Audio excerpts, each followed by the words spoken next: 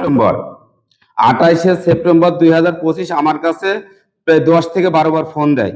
আমি মাছ ধরছিলাম ওই দিনকে, আমি ধরতে পারি না, 12টার দিকে ফোনটা ধরছে, আমাকে বলতেছে তুমি শুধু ব্যস্ত ব্যস্ত, আর কি ব্যস্ত, এত ব্যস্ত থাকো কেন? আমি বললাম আমি ব্যস্ত থাকি, আপনি কে বলছেন? বলছে আমি ঝিনাইদহ থেকে প্রীতি সিনহা বলতেছি। হলো আপনি কোথায় থেকে বলছেন? আমি বলছি আমি চুয়াডাঙ্গা থেকে বললাম।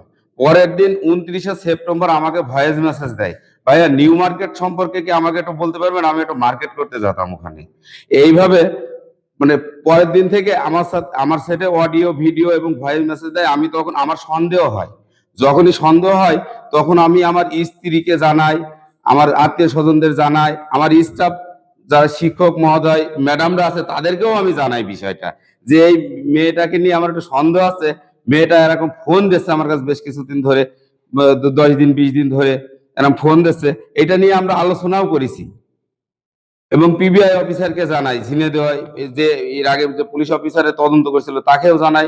উনিও এটা আমাকে বলে যে হলো ভাই মেয়ে জিনিস তো কথা বলার দরকার নেই। তা বললাম কে পাঠাচ্ছে, কোথায় থেকে এসছে, এইটা আমার একটু জানার আগ্রহ।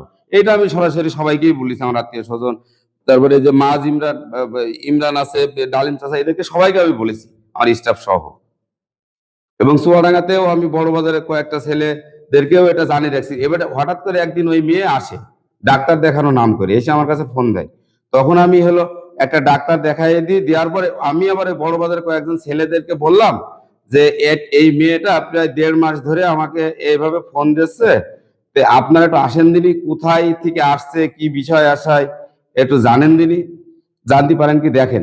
তখন ওরা ওই যে আপনার কি ফুচকা হাউস আছে ইমার্জেন্সি রোডে, ওখানে গেল। ওখানে যাওয়ার পরে আম, ওখান থেকে ওই যখন এরা প্রশ্ন করা শুরু করলে এই ছেলেরা, যে আপনি কোথায় থেকে আসছেন, আপনার বাসা কোথায়, তখন ওটা সিনকেট বা কান্নাকাটি, তখন ওরা আর ওখানে রাখলো না।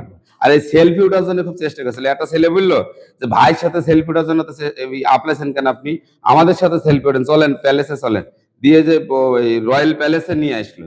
নিয়ে আসার পরে ছবি টবি আগে উঠে নিল, নিয়ে গোল করে বসলো। বসার পরে বলছে আপনার বাসা কোথায়? বলছে ঝিনাইদহ। কোন জায়গায়? ব্যাপারী পাড়ায়।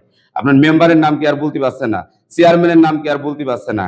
তখন বলছে যে আপনাকে পাঠাইছে কে, ভাই স্যারে ফোন দেন কেন, কোন উদ্দেশ্যে আসছেন? তখন সেই কান্নাকাটি শুরু করলো। ওই মেয়ের সাথে আরেকটা মেয়ে ছিল। কান্নাকাটি করার পরে বলছে ভাইয়া খুব ভালো মানুষ, এই জন্য ভাইয়ের কাছে ফোন দিয়েছিলাম, আমি ডাক্তারের কাছে এসেছিলাম, আমি আর জীবনে কোনদিন ফোন দেবো না। তারপরে কিন্তু 2 মাস আর ফোন দেইনি। ডিসেম্বরে এই ঘটনা, তারপরে আর 2 মাস ফোন দিইনি।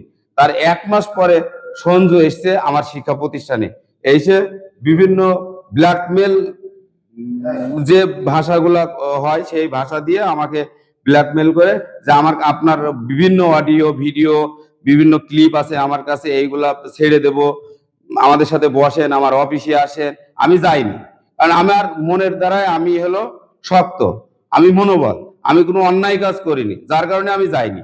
আর যাইনি বলে তার এই মানে এই বিভিন্ন ওই যে আপনার ফেসবুকে যেসব ভাষা, যেসব ভয়েস দিয়ে ছবি যেভাবে তৈরি করে এডিট করে ইয়ে করতেছে, এটাতে আমার প্রতিষ্ঠানও সম্মানহানি হচ্ছে, আমিও ব্যক্তিগতভাবে সম্মানহানি হচ্ছি, আমার পরিবারও সম্মানহানি হচ্ছে। আমরা তো মুখ দেখাতেই পারতেছি না এই অবস্থায়। আমরা এখন কি করতে পারি, যার কারণে আপনাদের শরণাপন্ন হয়েছি এবং প্রশাসন